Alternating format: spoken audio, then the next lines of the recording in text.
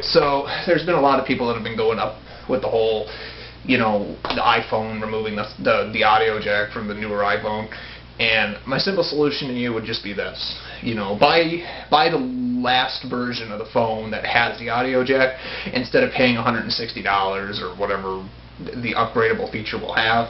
Because the way I look at it, I'll be honest, I still use a 5S. My phone, honestly, I use it to record stuff.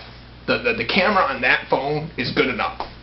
Not to mention, you would probably have a better chance, and maybe not right now, because I don't know off the top of my head how much some used iPhones go for, but I guarantee you, give it some time, and there will be people that will probably be buying the older phones too, the ones that are still in service and you're not forced to really use it.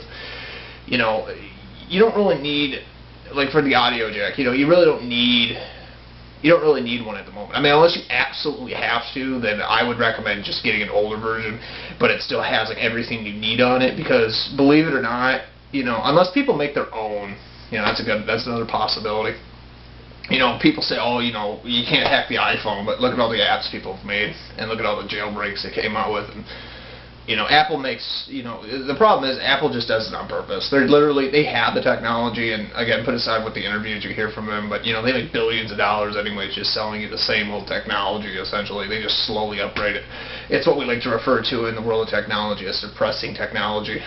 It's quantity over quality, essentially, is what it is. How many copies can we sell of this? And so essentially what I'm just trying to tell you is, rather than spending the ridiculous amount of money for that upgradable jack, the audio jack for the new iPhone, you're probably better off. Not saying the new iPhone isn't going to be excellent. I would probably just get it just to record stuff. I don't really listen to stuff on it. But I just download the videos.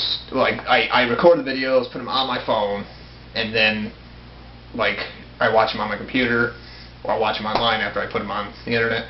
But what I would recommend doing, though, is, get a cheaper phone, or if you want to get the latest one, then essentially what I would recommend doing is, or better yet, even like used phones.